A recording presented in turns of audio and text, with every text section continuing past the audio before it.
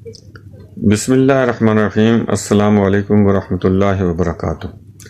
آپ دیکھ رہے ہیں طب اور طبیب کا چینل۔ میں ہوں طبیب ظفر القادری بکھروی۔ بالوں کے حوالے سے کئی لوگوں نے پوچھا کہ اس بارے میں ہمیں کچھ بتائیں۔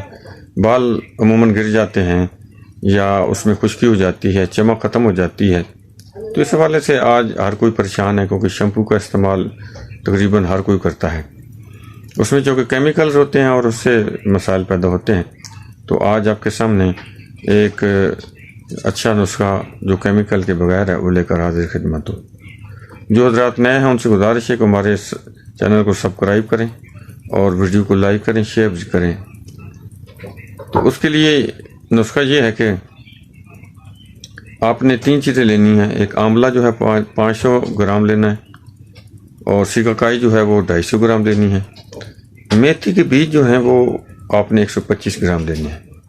اس طرح آپ ان تینوں کو ملا کر صفوف بنا لیں اس کا، اور 25 گرام یا 30 گرام کے لگ بھگ جو ہے صفوف جب آپ نے بال دھونے ہوں تو اس کو پانی میں بھگو دیں، 20 منٹ تک اسے بھگوئے رکھیں، اور پھر اس کے بعد اس کا استعمال کر لیں۔ ہفتے میں 2-3 دفعہ آپ استعمال کریں، چند دنوں کے اندر ہی آپ کے بالوں کا یہ مسئلہ حل ہو جائے گا۔